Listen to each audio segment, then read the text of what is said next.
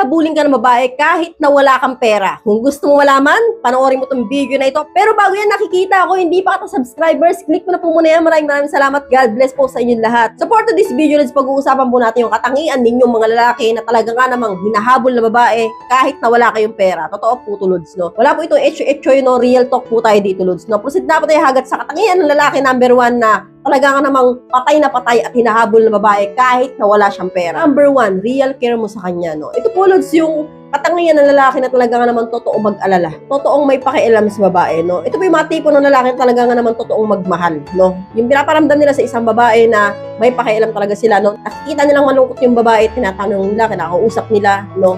At talaga nga namang tumutulong sila sa problema, no? Diyan po patay na patay ang isang babae, Lods, no? Yung talaga nga namang lalaki may pakialam, no? Lalong-lalo na sa feelings ng babae, napaka-importante po yan, Lods, na kapag po ganyan yung nakarelasyon naming mga babae, no, talaga nga namang patay na patay kami, no? So karamihan po sa mga babae, kapag po ganyan na lalaki, kami pa nga po ang maghahabol at mamamalimos ng pagmamahal sa inyo. So proceed na po tayo agad sa number 2. Galing ka mag-comfort kapag malungkot o may problema siya. So ito po, Lods, no, talaga nga namang ito, no, bihirang-bihira sa lalaki to na talaga nga namang magaling mag-comfort sa isang babae. So, hindi lang sa umpisa na magjowa pa lang kayo, no? Maging kapag po kayo ay may anak na, no? Napaka-importante, Lods, na syempre, no? Kapag may mga anak na kayo, dyan na po papasok yung mga financial problem, no? Yung talagang hirap na hirap kayo sa buhay, no? Pero, yun na nga, hindi mo pa rin hinahayaan yung asawa mo na mag-isa, no? Hindi mo pa rin siya hinahayaan na maramdaman niya mag-isa siya. So, nandiyan ka lagi, kino-comfort mo siya, no? Kapag malungkot siya, kapag panahon na parang pakaramdam niya, susuko na siya, nandiyan ka palagi, no? Kapag po ganyan, Lods, ang lalaki, no, magaling mag-comfort sa isang babae, no, patay na patay po ang babae dyan. No, kapag po yan nakaisip na umalis, babae po maghahabol, no, believe me.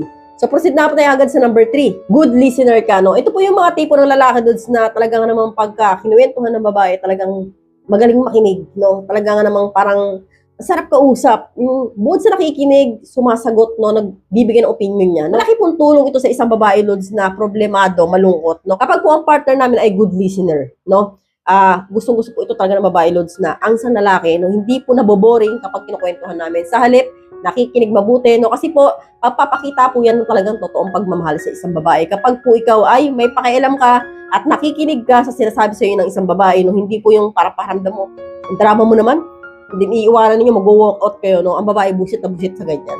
So, proceed na po tayo hagad sa number 4, caring, no? Ito po, Lods, no, gusto ng babae, Lods, sa isang lalaki na. Totoong caring, hindi yung caring-caringan lang, Yung talagang maalaga, no? Nakita mo namin talaga na namang inaalagaan kami pag masama pakiramdam.